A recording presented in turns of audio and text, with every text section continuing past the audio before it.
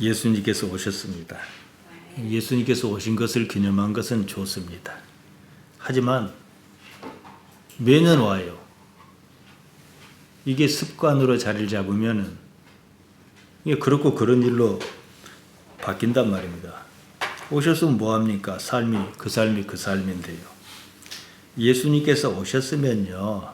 적어도 예수님께서 오셨다는 것을 내가 알면은 오신 꼭 그만큼 삶에 무슨 변화가 있어야 해요. 예수님을 오셨다는 것을 안 시점, 그 이전과 이후가 달라져야 한단 말입니다.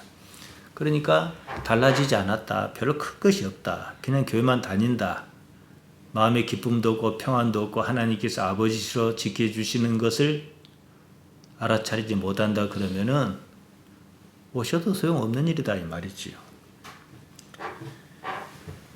예수님의 복음은 전혀 다른 삶을 말합니다. 대개는 그런가 하다 말지요. 그래서 삶이 그렇고 그렇습니다. 오늘 여러분이 제가 전하는 말씀, 성경을 통해서 성경 구절과 함께 잘 숙지하시면은 삶의 변화에 어떤 틈이 보일 것입니다. 마태는 예수님께서 오신 이야기를 전합니다. 마태가 전하는 이야기의 핵심은 뭐냐? 예수님은 우리 가운데 오시기로 예정한 사건이다. 이거거든요. 그리고 그 사건의 의미는 임마누엘이다. 이것입니다. 임마누엘, 히브리 말입니다. 이 말은 구약 성경 이사야에만 딱 2번 나옵니다. 이사야 7장 14절과 8장 8절에 나오는데요. 우리가 읽은 마태복음 1장 23절은 이사야 7장 14절을 인용해서 그 의미를 좀 해석을 해서 덧붙인 겁니다. 헬라 말로 엠마누엘입니다. 프랑스 대통령 이름이 엠마누엘 아닙니까? 그거예요. 하나님께서 우리와 함께 하신다는 뜻입니다. 하나님께서 우리와 함께 하신다. 임마누엘. 이것이 예수님의 탄생 목적입니다. 그러면은 지금 우리는 하나님께서 우리와 함께 하시는 것을 감각적으로 느낄 수 있어야 해요. 하나님께서 그럼 그 이전에는 그 백성과 함께 하시지 않았습니까? 함께 하셨어요. 아브라함과 함께 하셨고 모세와 함께 하셨습니다. 그러면 구태여 예수님께서 오실 이유가 무엇이며 또 십자가에 달리실 이유는 또 무엇인가 생각해야 합니다. 우리 죄 때문에, 누구 죄 때문에, 인류의 죄 때문에 이렇게 말해버리면 십자가 이전 사람들은 어떡하라고요? 그러면 앞뒤도 따지도 않고 뭐 이상한 소리를 합니다.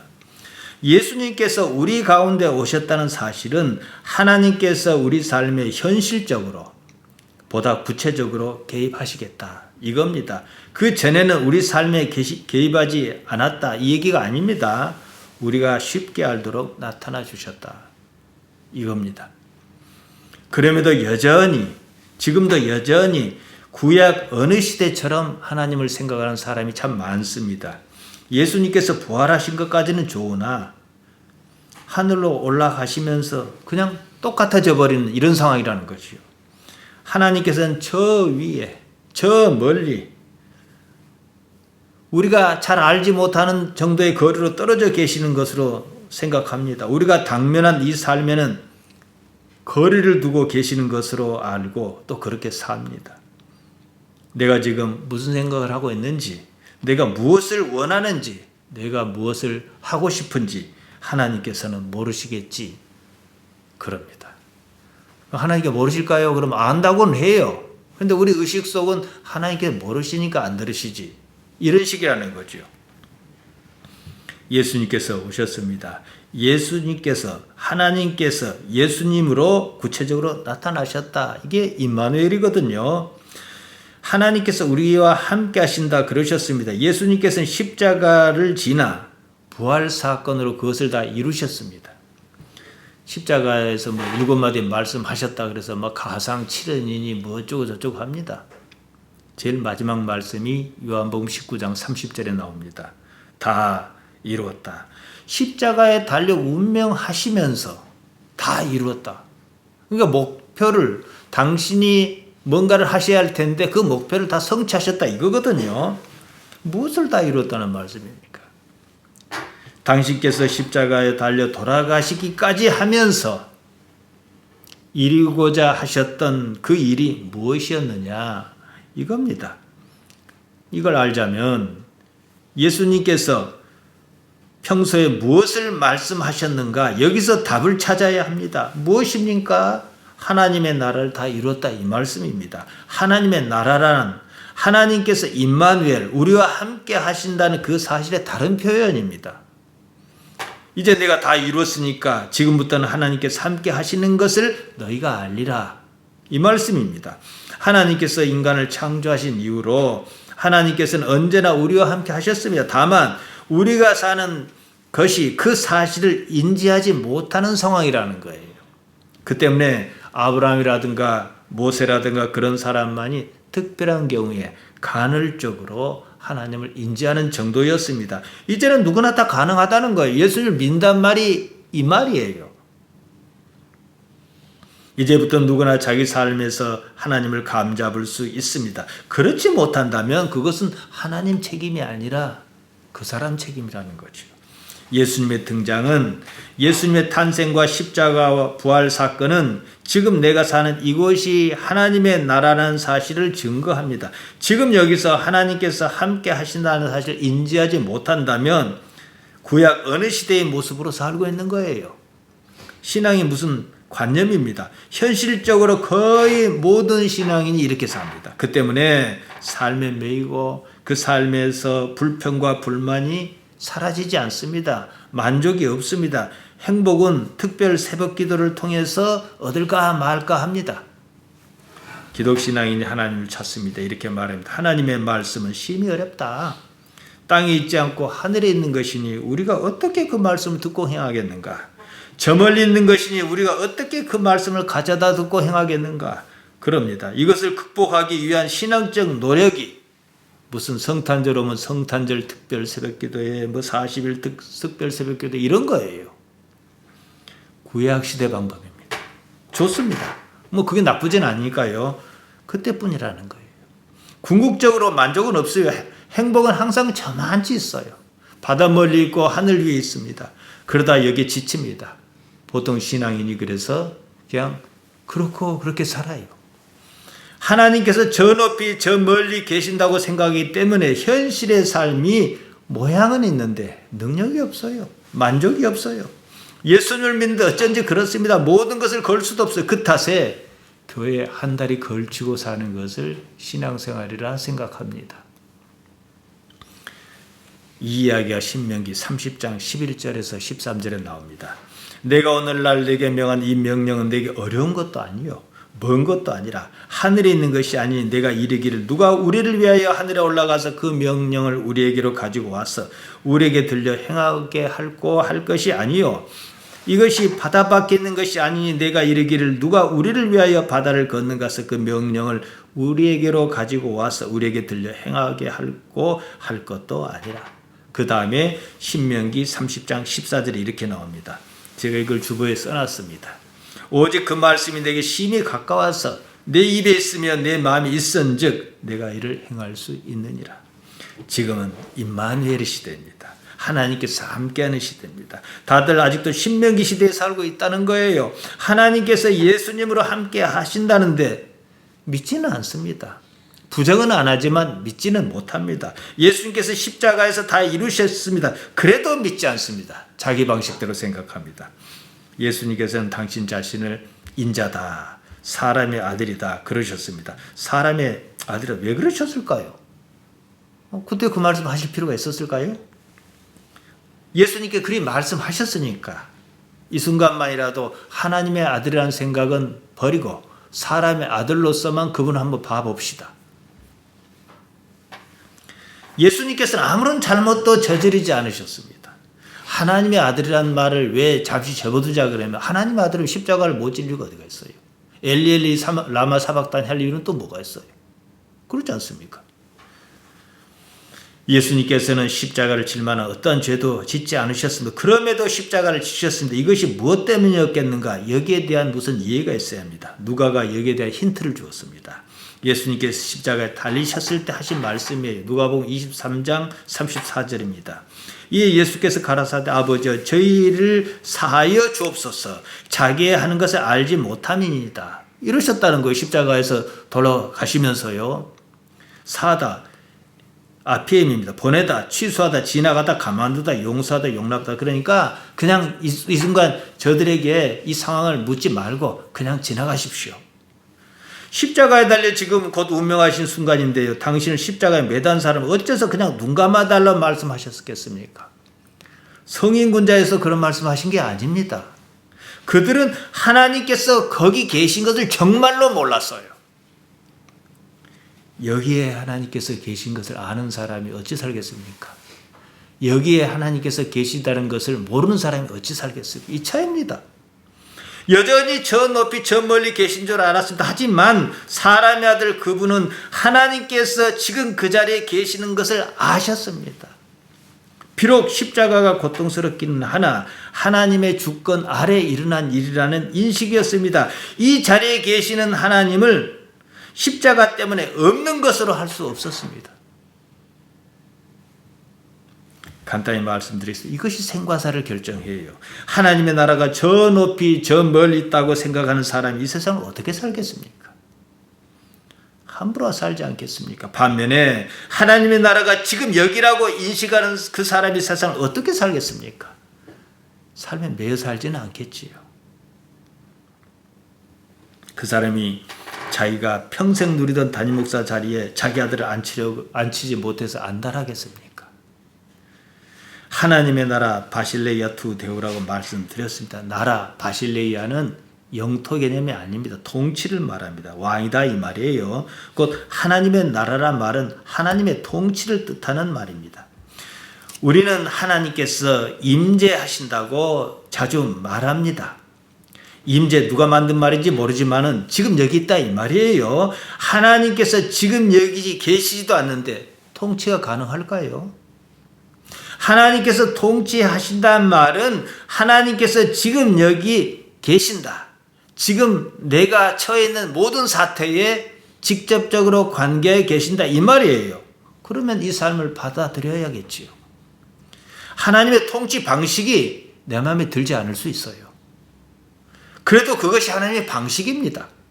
받아들여야 합니다. 예수님의 십자가 사건이 바로 이것을 말해요. 십자가조차도 하나님과 관계를 끊을 수는 없었습니다. 대개들 이렇게 생각해요. 하나님께서 그러실 리 없어. 그럽니다. 자기 생각 위주로 생각해요. 그만큼 자기 생각을 믿습니다. 그 생각이 삶에서 나온 것이라는 사실을 깨닫지 못합니다. 삶의 최우선 가치가 뭡니까? 생존이에요. 여기는 윤리도 없고 도덕도 없고 하나님 믿는 일도 없어요. 이것으로 하나님의 통치를 허락하지 않습니다. 또다시 말씀드립니다. 아브라함이 아들 이삭을 데리고 모리아 땅에 한산으로 갑니다. 제가 자주 말씀드렸으니까 성경 구절을 일일이 언급하지 않아도 잘 아실 것입니다. 창세기 22장이에요. 아들을 번제로 바치려고 가요. 아브라함이 아들 번제로 바치라는 명령을 접했을 때 하나님께서 그런 명령을 하실 리 없어. 이러지 않았다는 거예요. 그럼 무엇이 그러지 않게 했는가? 무엇이 아브라함으로 하여금 그 명령을 따르게 했는가? 이 점을 이해하지 못하면 평생 교회 다니도 헛것이에요. 아브라함만 아들을 드려요. 나에게는 그런 명령 하실 리가 없어요. 하나님께서 아들을 낳게 해놓고 왜 바치라 하신가? 이러죠. 어떻게? 왜 그렇게 할 수 있었는가? 삶이에요. 지금까지 어떻게 살았느냐? 그것이 하나님의 명령을 따를 것인지 말 것인지 결정합니다. 하위 차원의 존재는 상위 차원의 존재인 하나님을 인식할 수가 없습니다. 하나님을 본 사람이 없습니다. 이 말이에요. 인식한다면 패턴으로 인식하는 것밖에 방법이 없습니다. 패턴이란 일정한 형식의 배열을 말하는 영어인데 보통 우리말처럼 쓰지 않습니까? 하나님께서 나의 삶에 어떻게 나타나셨는가 패턴을 잡아야 한다는 거지요. 그러려면 하나님에 대한 깊은 애정과 관심이 있어야 하고 하나님과 관계 지으며 살려고 애쓰는 무엇이 있어야 합니다. 그래서 추운 날 예배당에 나오고 그러는 거예요. 여기서 쌓인 나름대로의 통계가 생길 때 우리는 내 나름대로의 하나님에 대한 패턴을 그릴 수 있습니다. 제가 바퀴 깎는 사람 윤편 얘기를 자주 말씀드렸습니다. 바퀴를 깎는 감과 그 세계는 말로 설명할 수 없습니다. 조금 덜 깎아도 구멍에 축이 끼어서 뻑뻑하고 조금 더 깎아도 축이 헐렁해서 얼마 못 씁니다. 이러한 감각을 익히기까지 몸은 무의식적으로 반복해서 패턴을 분석하고 취합합니다. 하나님과 함께하는 삶을 살겠다. 이것이 삶의 목표거든요. 자기 삶에 하나님께서 어떻게 나타나시나 살핍니다. 삶이 내 마음에 들고 들지 않고는 제쳐둡니다. 여기서 쌓인 데이터가 패턴을 만듭니다. 이것이 모든 것을 결정합니다. 아브라함이 어느 날 하나님의 명령을 들었습니다. 아브라함이 그 명령을 좋아했겠습니까? 어느 아버지가 자기 자식을 자기 손으로 죽이고 싶겠습니까? 무엇이 그런 선택을 하게 했는가? 자기가 인식한 삶의 패턴이 있었다는 거죠. 그러니 거부할 수 없는 거예요. 이건 설명할 수도 없어요. 똑같은 상황이 겟세마네 동산에서 일어났습니다. 물론 예수님께서는 사건의 결말을 알고 계셨습니다. 그럴지라도 십자가를 지는 일은 당신께서 원하신 일은 아니었습니다. 내 마음에 들든 들지 않든 하나님의 선택을 따를 수밖에 없는 사람의 아들의 그분이 가지고 계신 근거는 무엇이었냐는 거예요. 이것이 기독신앙의 영성입니다. 이런 것 없으면 죽는 날까지 하나님의 뜻이 무엇이냐며 갈등하며 살아야 합니다. 사실 그런 사람에게는 하나님께서 당신의 뜻을 알려주셔도 들리지도 않고 듣지도 않습니다. 아브라함이요, 왜 처음부터 갈대아 땅 우르를 나올 때부터 아들을 바쳐라 했겠습니까? 물론 그때는 아들이 안 생겼습니다만 다 그만하니까, 들을만하니까 그러신 거예요. 그럼 누구를 위해서요? 하나님을 위해서요? 아니요. 아브라함 자신을 위해서요. 그로써 자신의 믿음을 깨우쳐 주시려는 것이었습니다. 아브라함은 아브라함대로 그 사건을 겪고서 내가 이런 사람이구나. 내가 하나님을 그토록 생각했던가 깨달았겠지요. 믿음이 무엇인지, 무엇을 믿음이라고 하는지 하나님께서 확실하게 알게 해 주셨습니다. 그 다음에는 무엇을 요구하더라도 아브라함은 따를 것 아니겠습니까? 그러면 요구하고 말고 할 게 없어요. 하나님이시잖아요. 이후로 아브라함에게는 더 이상의 시험이 없었습니다. 창세기 22장 12절이 그것을 말합니다. 이제 사자가 급히 이제 말하지요. 그 아이에게 내 손을 대지 말라. 아무 일도 그에게 하지 말라. 내가 내 아들 내 독자라도 내게 아끼지 아니하였으니 내가 이제야 내가 하나님을 경외한 줄 아노라. 이제야 내가 하나님을 경외한 줄 아노라. 뭐 언제는 몰라서 그 말씀 하셨겠습니까? 본인에게 인식시키는 거지요. 아브라함 자신의 처지, 믿음의 위치를 확인시키신 것입니다. 네가 믿음의 사람이다. 이 말씀하신 거지요. 예수님의 경우도 똑같습니다. 갈등 끝에 십자가를 선택하셨습니다. 이후에 그런 시험이 또 있었습니까? 이것은 죽고 살고 하는 그런 문제가 아닙니다. 그 무엇, 자기 관념을 넘어설 수 있느냐 이 문제입니다. 우리 신앙은 영생, 영원한 삶을 말합니다. 영생과 부활은 죽음을 부정하는 사건입니다. 죽음이란 것이 무엇이냐? 우리 지식과 우리 관점에서 따질 일이 아니다 이 말씀이에요. 다 내려놓고 하나님만 바라겠느냐 이겁니다. 처음부터 그러기는 어렵소. 그래서 패턴이라는 말씀을 드린 거예요. 습관이 들지 않았습니다. 처음부터 윤편처럼 바퀴를 잘 깎겠습니까? 하다 보니 경제에 이른 거지요. 그러다 보니까 하나님 아버지께 모든 것을 걸 수 있겠구나. 이래도 충분히 사는구나. 그래서 영생이 뭔지 보이는구나. 이렇게 가는 거지요. 천리길도 한 걸음부터라고. 믿음 있는 작은 행위를 항상 시도해야 해요. 언제든지 자신을 내려놓겠다 그런 자세를 갖춰야 해요. 우리가 예배당은 헌금하지 않습니까? 뭐 헌금하면은 뭐 여러 가지로 목적에 맞게 쓰겠지만은 다른 한편으로는요. 끊임없이 하나님과 관계 지으려는 내 마음이에요.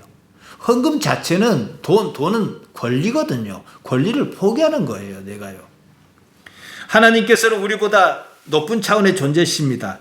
그보다 낮은 우리는 상위 차원의 하나님을 인식할 수 없어요. 하나님께서는 지금 여기와 우리 함께 하셔도 우리는 인식 못해요. 요한복음 14장에 나옵니다. 빌립이 예수님께 아버지를 보여달라 그랬습니다. 예수님께서 이렇게 말씀하셨습니다. 요한복음 14장 9절입니다. 빌립아, 내가 이렇게 오래 너희와 함께 있을 때 내가 나를 알지 못하냐? 나를 본 자는 아버지를 보았거늘 어찌하여 아버지를 보이라 하느냐? 왜 아버지를 못 보여줍니까? 못 보여줘서 못 보여주는 것도 그거지만은 보여줘도 몰라요. 차원이 다르니까. 상위 차원은 아래 차원을 볼 수 있지만 아래 차원은 위 차원을 볼 수가 없어요. 너는 하나님을 인식하지 못한다. 그래서 내가 너와 함께 있잖아. 이게 임마누엘이에요. 이해하시겠습니까? 근데 우리는 도로 예수님 부활하신 예수님 하늘로 올라가셨잖아요. 승천하셨잖아요. 상위 차원으로 올라가셨잖아요. 그러니까 도로 없다고 이래버린다는 거예요. 도로 아브라함의 시대요, 모세의 시대요, 이렇게 살고 있다는 거예요. 예수님께서 부활하셔 버리고 지금 여기 안 계십니다. 그러면 저 멀리 우주 바깥에 계실까요? 하나님께서 여기 함께 하셔도 우리는 그 사실을 인지하지 못합니다. 왜냐? 우리는 아직 하위 차원에 머물러 있기 때문이에요. 이 때문에 예수님께서 부활하셔 따로 존재하는 어떤 다른 세계에 살고 계신다 생각해요. 그리고 관념적으로만 여기 우리와 함께하고 계십니다 이러잖아요. 이거 뭔 논리입니까? 이쪽이면 이쪽, 저쪽이면 저쪽 둘 중에 하나만 해야 해요. 몇 주 전에 부자와 거지 나사로 비유를 말씀드렸습니다. 거기에 이런 얘기가 나옵니다. 누가복음 16장 26절입니다. 이뿐 아니라 너희와 우리 사이에 큰 구렁이 끼어 있어 여기서 너희에게 건너가고자 할 수 없고 거기서 우리에게 건너올 수도 없게 하였느니라. 이제 아브라함이 부자에게, 고통받는 부자에게 말하는 거예요. 이 이야기가 천국과 지옥 얘기라고 다들 생각합니다. 그러면서 두 세계가 오갈 수 없는 단절의 세계다 이렇게 인식하지요. 이미 말씀드렸습니다만 이 이야기는 천국과 지옥을 말하는 게 아닙니다. 두 세계가 천국과 지옥으로 단절의 세계라면 아브라함과 부자가 어떻게 대화를 나눕니까? 차원에 대한 이해가 없어서 그렇게들 생각하는 거예요. 여기 2차원의 세계에서는 제가 주보가 있어요. 평면을 2차원이라고 그래요. 이제 이렇게 입체적으로 보이는 건 3차원이라고 그럽니다. 근데 시간이 보태지면 시공간이 4차원이에요. 4차원과 시공간의 4차원은 개념이 좀 다릅니다. 그러나 어쨌든요. 자, 2차원 상의 편의상 2차원 생물로 개미를 칠 수 있어요. 개미는 막 천지를 기어다니지 않습니까? 근데 개미는 열로는 인식하지만 위로 밑으로는 인식을 못해요. 2차원의 생물은요. 그럼 제가 개미가 탁 가는데 젓가락을 탁 가로막아서 그럼 피해 가잖아요. 그럼 개미가 젓가락이 있구나 생각할까요? 무엇이 막았다 생각해요. 개미에게 2차원적인 사고를 가진 개미라면은 딱 찍었을 때 젓가락 단면이 찍힌 모습을 생각하지 입체적으로 생각 안 해요. 그런데 반대로 젓가락을 길게 누면 개미가 오면 목사님이 젓가락으로 나를 막는구나 이럴까요? 그냥 전봇대도 아니고 우리식으로 얘기하면 실 같은 게 가로막혀 있을 뿐이에요. 위에서 어떤 일이 누가 젓가락을 들여다 놓고 하는 거 전혀 인식 못해요. 우리는 하나님을 어떻게 인식합니까? 매로 인식하지요. 매 맞았다 그러잖아요. 또 가끔은 좋게 복으로 인식하지요. 그러면 여기서 패턴을 차지한다 이 말이지요. 그러니까 젓가락을 딱 치면 어떻게 해요? 갑자기 사라진 거죠. 그러다가 저게 놓으면 또 아까 없었는데 갑자기 생겼네 이렇게 하는 거죠. 예수님께서 부활하셨을 때요 시공간을 넘나드는 모습을 보이셨습니다. 그때는 우리와 같은 차원 아니에요. 동일한데 존재하시면서도 같은 차원 아니다 이 말이죠. 예수님께서 하늘로 올라가셨습니다. 시공간의 차원에서 사는 우리가 볼 때는요 하늘로 올라가면 계속 인공위성처럼 화성을 지나 목성을 지나 가겠습니까? 어느 순간 사라지지요. 아까 그래서 제가 개미 얘기를 한 거예요. 우리보다 상위 차원으로 이동하는 것을 우리는 어떻게 인식합니까? 사라진 거예요. 그래도 여기 있는 거예요. 그러면 우리가 사는 시공간에 어떻게 다른 차원이 동시에 존재할 수 있는가? 저는 많이 고민했습니다. 저는 물리학자가 아니거든요. 그럴 수 있다는 거예요. 최근에 밝힌 논문에 하버드 대학교 이론물리학자 리사 샌들이 발표한 여분의 차원이 그 가능성을 봅니다. 이거 조금 이따 말씀드리겠습니다. 물리학은요 이론에서 시작합니다. 이론 물리학자들이 매우 영리한 사람들이에요. 계산으로 하니까. 대표적인 사람이 아인슈타인 아닙니까? 아인슈타인이 상대성 이론을 발표했습니다. 상대성 이론이라는 것은 시간과 공간이 상대적이다. 거기 서로 일정하지 않다. 빛도 휜다. 그랬습니다. 그때 사람들이 뭐라 한 줄 아십니까? 네가 빛이 휜 걸 봤냐? 무슨 빛이 휘냐? 무슨 시간이 고무줄이냐? 이랬습니다. 그러나 시간이 지나고 사실로 밝혀졌습니다. 그러니까 계산이 먼저 있었던 거지요. 아인슈타인이 머리가 좋아서 그런 이론을 세운 것도 있지만 그보다는 논리 문제입니다. 아직은 검증할 수 없어도 논리가 맞다면 어느 날에는 사실로 밝혀집니다. 계산이 맞으면 결과가 나타나는 것은 시간의 문제입니다. 다리를 저보고 집니까? 물론 다른 데이터가 있겠지만 화태대교는 우주에 하나밖에 없습니다. 그럼 뭘로 짓습니까? 다른 데 뛴 달에 대한 경험도 있겠지만은 추정을 하는 거예요. 그 경험을 취합해가지고. 그래서 이 정도로 쇠붙이를 갖다 대면은 어떤 차가 지나도 안 무너지겠다. 이렇게 하는 거죠. 집을 저보고 짓습니까? 계산이 있거든요. 다시 말해서 경험과 지식의 데이터를 가져다가 추정하고 논리를 세우고 나중에 보니까 맞는 거예요. 깊은 사유에서 비롯한 종교적 성찰도 똑같습니다.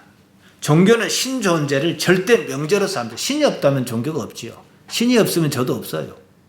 무엇을 신이라 하는가에 대해서는 제가 진즉 말씀드렸습니다. 오늘 거기까지 말씀드릴 수는 없어요. 인터넷에서 듣는 사람들은 앞으로 찾아보면 나옵니다. 종교가 신 존재를 명제로 삼았다면 삶의 모든 것은 신에 맞추어 설명할 수 있어야 합니다. 토니바퀴처럼 딱딱 들어맞으면 그 다음은 알지 못하는 세계에 대해서도 논리적 추정이 가능해야 해요. 기독교는 영생을 궁극적 가치로 삼습니다. 그러면 영생이 어떻게 가능하다는 것인지 궁구해야 하고 반드시 논리로 추출해야 합니다. 그 결과 영생이 사실이라면 지금 이 삶은 그렇게까지 매어 살 이유가 없습니다. 오히려 영생의 주체인 하나님을 찾아 관계를 깊이 맺는 것이 맞습니다. 지금 기독교가 이럽니까? 저는 영생을 왜 믿지 않느냐 이걸 얘기하는 게 아니라 노력을 하지 않아요. 어떻게 영생이 가능하다는 거지?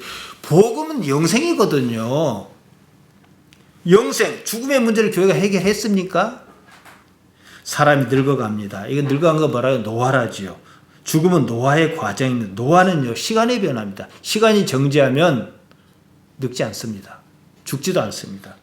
시간과 공간은 상대적으로 작용합니다. 상대적이란 말은 일정하지 않다 이 말입니다. 상대의 조건에 따라 변한다는 말입니다. 공간이라는 조건에 따라 시간이 변하고 시간이라는 조건에 따라 공간이 변합니다. 이 모든 일은 우리가 속한 세상, 시공간의 차원에 실제 있는 일입니다. 그렇다면 이 세계는 절대적이지 않습니다.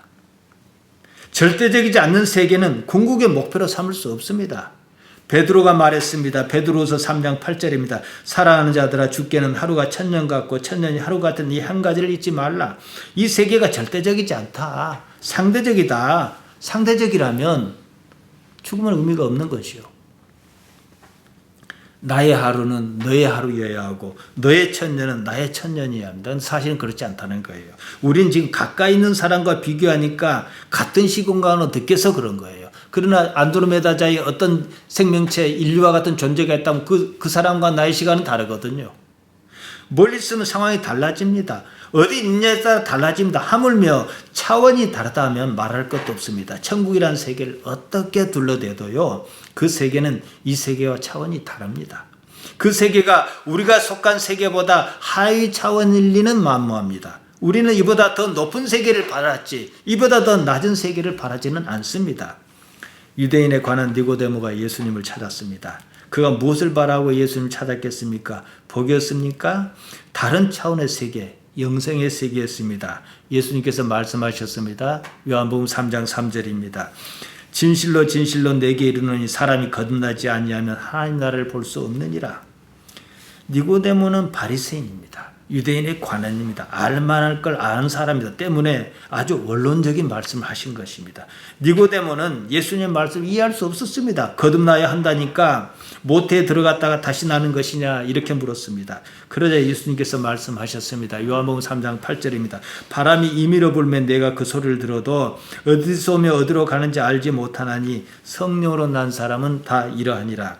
하위 차원의 존재가 상위 차원의 존재를 하나님을 볼 수 없다. 하나님은 바람처럼 패턴으로 인식한다. 이어서 말씀하셨습니다. 요한복음 3장 12절입니다. 내가 땅의 일을 말하여도 너희가 믿지 아니하거든 하물며 하늘의 일을 말하면 어떻게 믿겠느냐. 땅의 일 에피게이였습니다. 땅개 땅에 속한 일이다 이 말이죠. 하늘의 일 에프라니오스입니다. 하늘 우라노스에 속한입니다. 땅개의 의미는 바다, 땅, 공중 이걸 다 포함하는 거예요. 이 세상 환경이지요.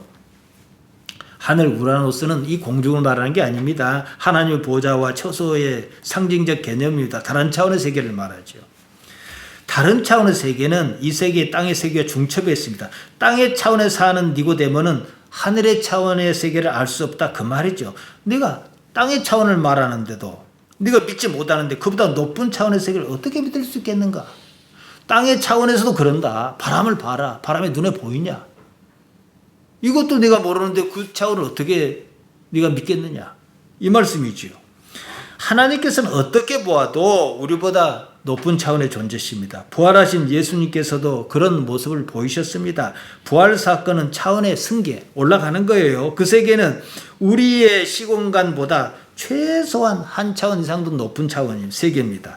거기서는 시간의 제약이 없기 때문에 죽음 또한 없습니다. 그 세계라면 영생이 충분히 가능한 거죠. 거듭 말씀드리지만 영생은 오래오래 산다는 개념이 아닙니다. 지금 우리가 속한 시공간의 차원을 넘어서는 문제입니다. 앞서 죽음을 말씀드렸습니다. 죽음은 노아의 과정입니다. 노아는 시간의 변화입니다. 이와 같은 시공간이 아닌 차원의 세계에서 죽음을 논할 아무런 이유가 없습니다.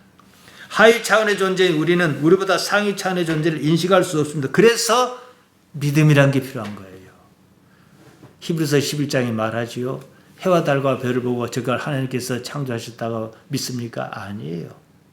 어떤 무엇을 인식해야 비로소 안 보지만은 그걸 믿을 수가 있는 거예요.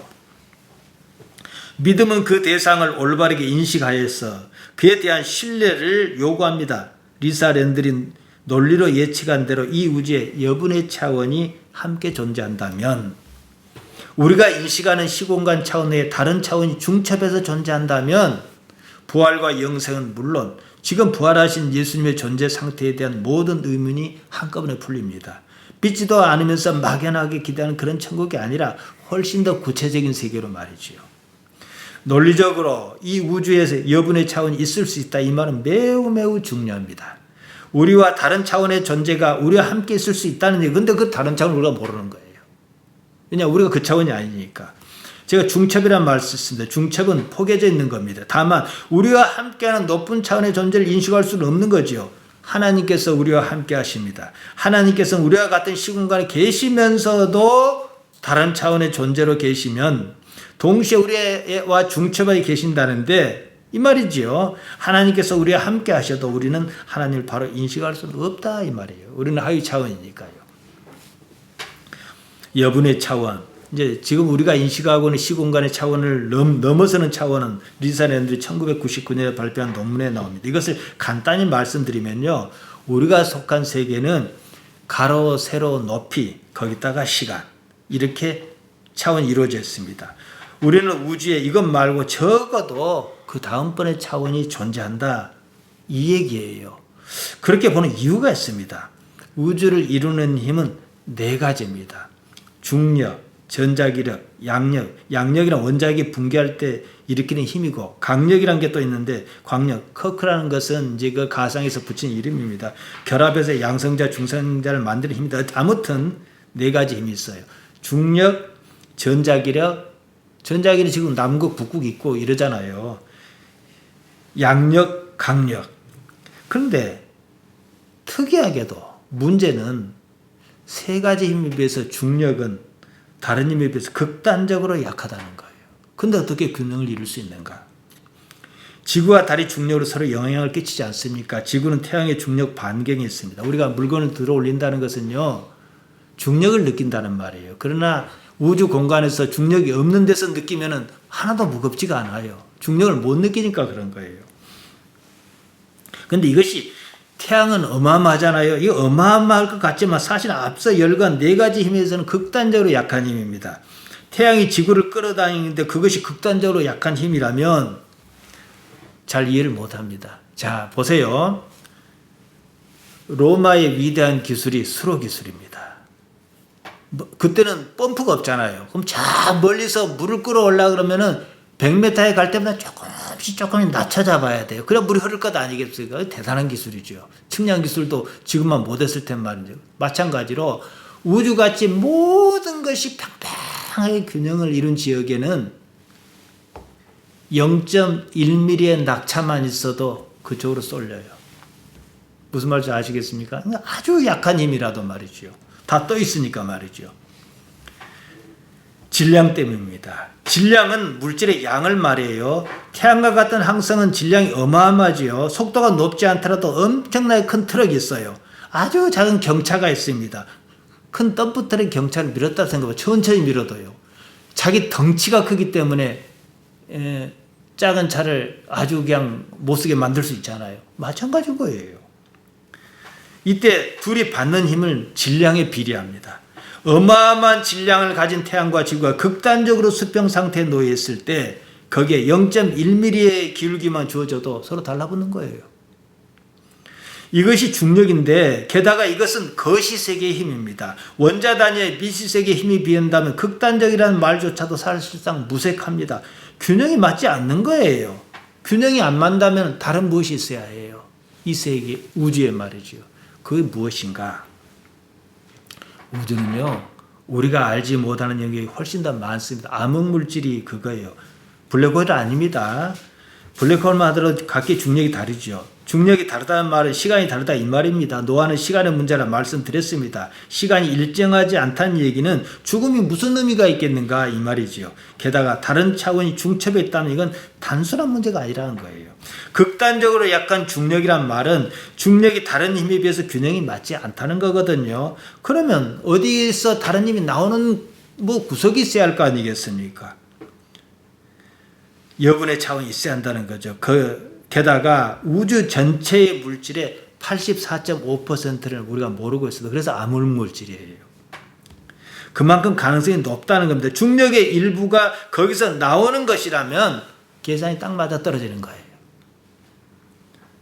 이 부분은 물리학자가 할 일이고 저는 다만 하나님의 존재와 영생을 명제로 삼은 사람입니다. 암흑물질이든 무엇이든 밝혀지는 대로 그것이 우리 기독신앙을 뒷받침해야 해요. 복잡한 얘기를 말씀드렸습니다. 그러나 여러분이 염려하실 것은 없어요. 하나도 이해 못해도 상관없어요. 제가 지루하게 이 말씀을 드리는 것은 그만큼 다른 세계가 분명하다. 우리가 인지하지 못한 세계가 여기에 동시에 존재한다. 그럴 수 있다는 것을 어느 정도 근거를 대기 위해서 물리학이 어쩌고 중력이 어쩌고 이 말씀 제가 드리는 거예요. 뭘 얘기합니까 그러면은? 죽는다고 죽는 것이 아니다 이거예요. 죽으면 저 멀리 우주 바깥에 가냐? 그것도 아니다 이 말이에요. 삶이라는 환경 확 바뀌어버린다 이거죠. 죽는다고 죽는 것이면 그렇게 살 이유가 없겠지요. 다 쓸데없이 죽으면 그만인데 그렇게 사는가 그러잖아요. 그럼 죽는다고 죽는 것이면 그런 말 해요. 또 반대로 죽는다고 죽는 것이 아니라 그러면은 그래도 그렇게 또 안 삽니다. 왜냐? 죽는다고 죽는 것이 아니니까 내가 그렇게 못된 짓 하고 살 이유가 뭐가 있으며 한사코 그거 하자고 어떻게 무리하며 살겠습니까? 그러니까 다들 어떻게 삽니까? 이것도 아니고 저것도 아닌 거예요. 의식 없이 사는 거예요. 심하게 말씀드리면 길바닥에 굴러다니는 돌멩이처럼 산다 이 말이지요. 죽지 않을 것이니까 보다 높은 차원의 것, 땅의 것 말고 하늘의 것을 생각해야 하지 않겠는가. 사도 바울이 골로새 3장 2절에서 말했어요. 위의 것을 생각하고 땅의 것을 생각하지 말라 그랬어요. 왜 그랬겠습니까? 위의 것이 뭡니까? 우리가 속한 이 차원보다 적어도 한 단계 이상 높은 차원의 것이잖아요. 예수님께서 오셨습니다. 이 사건은 임마누엘, 곧 하나님께서 우리와 함께 하신다 이 말입니다. 그렇다면 지금 여기가 바로 하나님의 나라라는 말입니다. 그 나라가 내 마음에 들고 들지 않고는 별개 문제예요. 내 마음에 든다 해서 하나님의 나라고 내 마음에 들지 않는다고 해서 하나님의 나라가 아니고 그런 것 아니다 이 말이에요. 하나님의 나라냐 아니냐 이 사실 자체가 중요해요. 이 세계가 내 마음에 들지 않는다면 내가 하나님과 서로 마음이 안 맞는다는 얘기잖아요. 내가 아직은 하나님의 백성으로서 영주권은 받았을는지 모르지만 시민권은 못 받았다 이 말이에요. 그러니까 시민권 딸 때까지 세무당국에 조사를 받을까 또 나도 알지 못하는 뭘로 해서 추방을 당할까 염려하고 사는 거예요.